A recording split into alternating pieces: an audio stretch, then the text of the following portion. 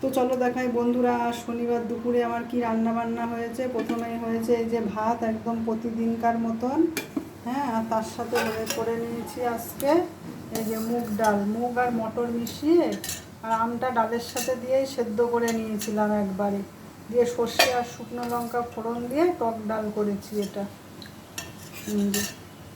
টক ডাল হয়েছে, আর টক ডালের সাথে করে নিয়েছি এই যে আলু ভাতেটা শুকনো লঙ্কা দিয়ে মেখেছি।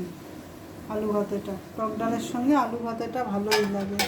আর আজকে শনিবার, তোমরা জানো আমাদের আজকে নিরামিষ হয়।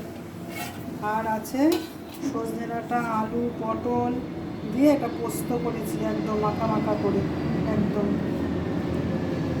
পোস্ত করেছি। পোস্ত চচ্চড়ি হয়েছে এটা। আর তার সাথে করেছি এই যে পনির। আজকে পনিরে আলু দিইনি, আলু ছাড়া পনিরটা করেছি। একদম লাল রং হয়েছে একদম পনিরটায় আজকে। দেখো কেমন হয়েছে পনিরটা দেখতে। আর তার সাথে আছে এই যে টমেটো আর আমসত্ত্ব দিয়ে চাটনি করেছি। এই যে এই চাটনিটা খেতে খুব ভালো লাগে নিরামিষের দিন। আর হয়েছে পাঁপড় ভাজা। তো বন্ধুরা, এই হয়েছে আমার আজকে দুপুরের রান্না বান্না। তোমাদের যদি ভিডিওটা ভালো লেগে থাকে, আর একটা লাইক আর সাবস্ক্রাইব করে দিও।